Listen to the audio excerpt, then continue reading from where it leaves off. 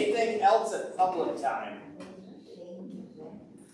Hi, my name is Susan Huff. I live in Lapeer County, and I'm a member of Fight for the First Lapeer, which is a First Amendment watchdog group. I'm here tonight because I'm sure most of you are aware that in 2023 we had a group of citizens who sought to remove or restrict access to materials in the Lapeer District Library that they personally found objectionable. They were not successful. 4 of those folks have now found their way to the Library Board of Trustees. One of them is the Lapeer Township trustee appointee. Library trustees have a fiduciary duty to act in the best interests of the library in all matters, but especially financial matters. These 4 trustees appear to be putting their personal interests ahead of the interests of the library. In March, those 4 trustees fired the library's law firm after receiving a legal opinion they didn't like. Then they hired a Lapeer law firm saying they wanted their tax dollars to be spent locally. Well, in the first 3 months since being retained, that Lapeer law firm has billed the library $14,480.53, about $9,000 of which relates to researching, aka learning, what the previous lawyer already knew, library law and FOIA procedures. Many of the additional costs on that billing seem to be related to personal interests of the chair. Now, based on the previous year's legal fees, they had budgeted $4,800 for their legal services this year. It only took those 4 board members 5 minutes, literally, and no discussion of why the bill was so high to move $20,000 more into the legal fees line for a total of $24,800, 5 times the original budget. Then in June, the same 4 trustees who wanted to keep our tax dollars local when it was lawyers' money decided to send our tax dollars to the left coast when they blindly chose a California firm over 2 Michigan firms that also wanted to help with the search for a library director. But it's not clear why that happened, because the firm they chose had a proposal that was nothing more than a contract. It didn't tell anything about who they were, how they operate, how they were going to conduct the search. The vice chair who made that recommendation couldn't answer questions about Summit HR and couldn't even remember who he talked to at the firm. So it's unclear why all 4 of those board members just quickly voted yes for Summit HR.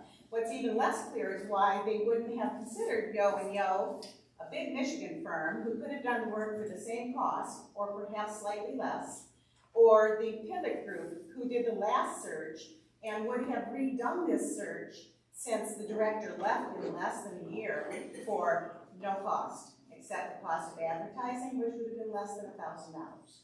So they spent $6,500 plus advertising. I can tell from listening to the people around here, you're pretty fiscally aware. You like to know where your money is going, and so do we. It does look like some personal interests are being pursued with our tax dollars, which is certainly a breach of oath and a violation of their fiduciary duty. I don't want you to just believe me, so I brought copies of the public documents that may help you understand what I've said tonight. Thank you for your time. All right, thanks. Anybody else in public time? Well, it's been a long Monday for me, and my dog is dying, and I just want to address some things. Susan said the search firm, first of all, one of them had a tiered pricing. It's very complicated, very hard to understand. It wasn't comparing apples to apples. The other search firm had a limit on when they would relook for a director at no cost. So there were some loopholes there. As far as the cost of the attorney, my very first board meeting, I had the director from the Oxford Library stand up, shake his glasses at us, and tell us, I'm watching you, you took an oath to the Constitution, and I'm lawyered up, and I'm watching you. So are we being a little more careful than the previous board? Probably. Some of the fees came from adjusting the public time policy. There were some things in there that were unconstitutional. Our lawyer noticed it, recommended that we change it, so we did. Many hours are FOIAs, and they are from you, Susan, many of the FOIAs. My emails, before I even became a board member, were FOIA'd. Any email that I sent to library staff for like 2.5 years. Now, that takes some time to research and try to find those emails. So I had a long conversation with the attorneys trying to figure out, like, well, who did you send emails to? I don't know. So a lot of that cost is FOIAs. As far as the numbers that you're comparing our cost to, I've seen the invoice from the lawyers to the library. It's very detailed. But the numbers that you're using to compare it to from previous years, there's dates and numbers. I mean, I can't verify those numbers. I'm not sure how you're verifying the numbers. So if you want to compare the cost, like how much more it's costing, you should probably provide some background on where you're getting those numbers from. As far as my, before I became a board member, yes, I did speak out on some books. And for someone who fights so hard for freedom of speech, I also have a right to freedom of speech. Everybody does.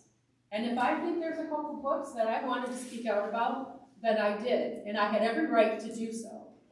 But as a board, I'm here every month reporting to you guys on what the board is doing. There have been no agenda items for moving, restricting anything. I've been called a Nazi, I've been called a racist, I've gotten horrible emails from people saying that I want to target books of a certain viewpoint. That is not true, that is not me.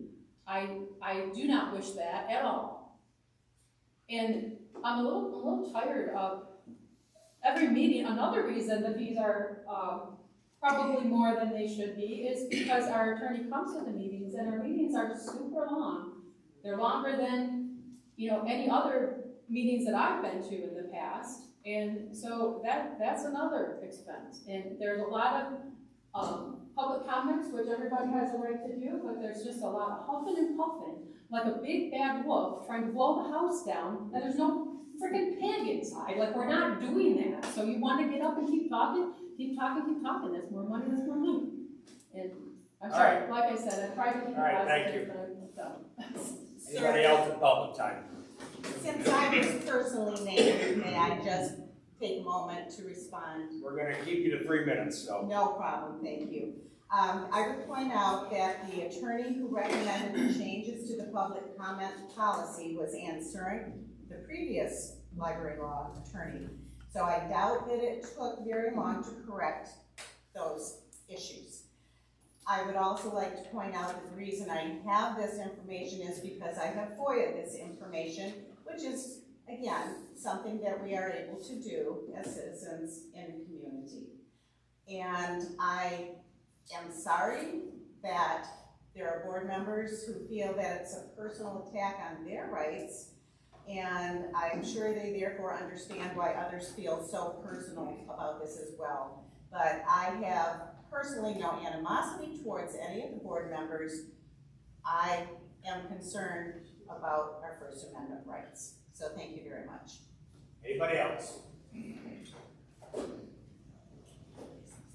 Well, I've been to some of the library board meetings, and the abuse that those board members have taken at the mouths of a fight for the first part of the group here calling themselves. It's been appalling. They call them Nazis, they call them all kinds of stuff, and they don't deserve it. They're just trying to do their job. Some of these people complaining here tonight don't even live here in this township, so as a resident of this township, their opinions are relevant to our township business, but they have been treated, those board members have been treated horribly, and I've witnessed it.